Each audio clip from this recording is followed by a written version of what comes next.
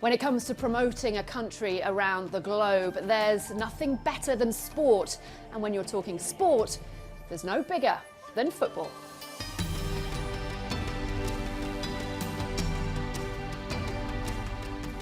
China is the second largest economy in the world, and for years we've seen some of the European footballing powerhouses trying to take advantage of that with the likes of merchandising and marketing tours. But now President Xi Jinping has decided it's China's turn to step up. He's a self-confessed lover of Manchester United, and last year in 2015 he produced a 50-point plan to turn China into a soccer powerhouse. That's no easy task, though, for a country that has languished down in the 70s and 80s in terms of the FIFA World Rankings and has only ever qualified for one World Cup. That was in 2002.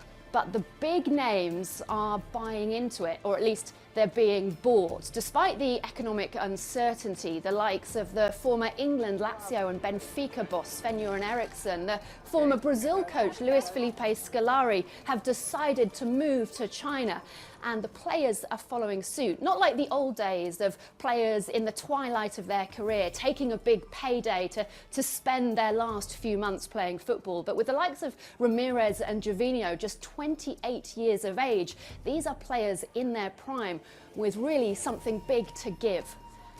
And it's not just players and managers heading to China, but China investing their money in some of the biggest clubs in Europe. So there's Chinese investment now in the likes of Manchester City, Atletico Madrid and Espanyol.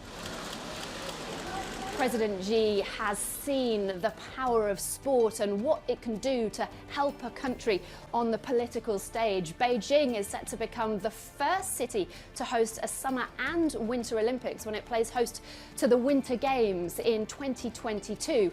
And the hope is that a football World Cup will follow. It's early morning.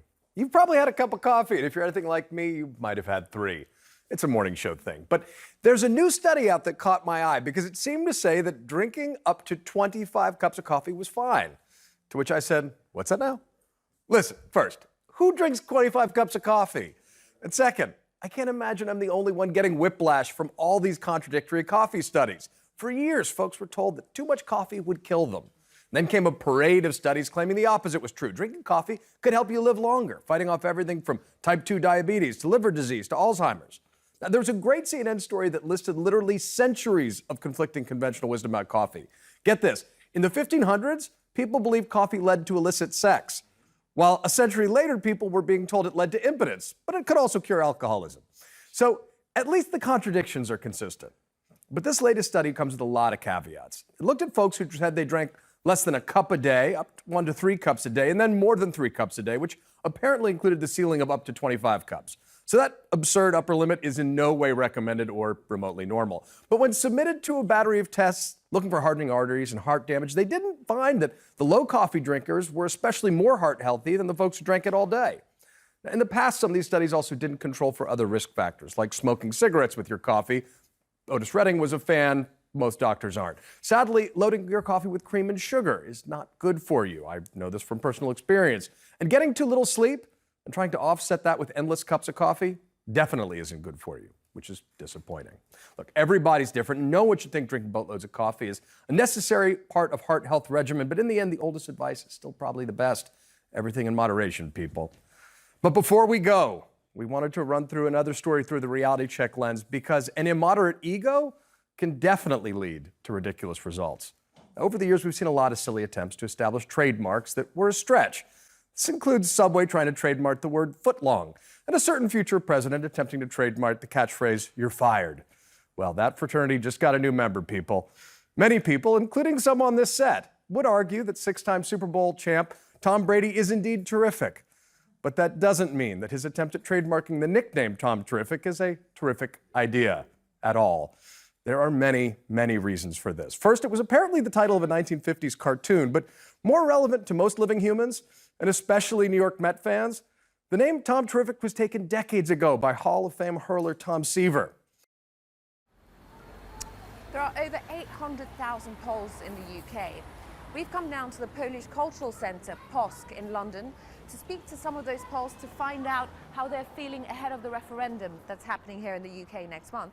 I'm actually Polish, so is my cameraman Woj, and we're going to go and find some Poles and see what they feel and think. How much of a hot topic is the referendum? Well, the ones that are here, they would probably feel very, very insecure. And also for the ones that would like to come and live here either part-time or permanently or just for a while, that would be very difficult for them. I just work here 15 years. I pay my tax here 15 years, so I feel safe. I love Britain. I love this culture. I love London. So we would lose a lot if Britain decided to go. If a Brexit were to happen, this will be a big disturbance. It has to be. In such situations, well, it's mostly related with a loss.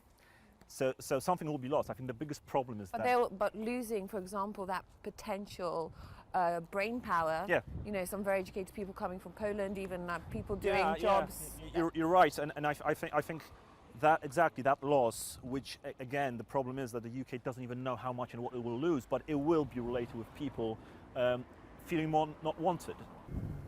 Our next stop is one of London's oldest Polish restaurants. It's been here since 1943. We're going to go inside and speak to some of the Poles that work here to find out how they feel. This is Anna. She is the chef here at Daki's. Anna's going to tell me a little bit about what she thinks about the referendum.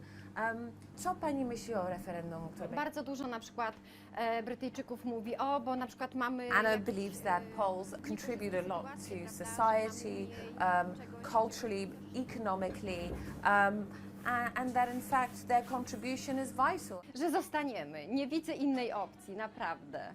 She also says that there of course are reasons to worry, but she's convinced that we will stay and that is for the better.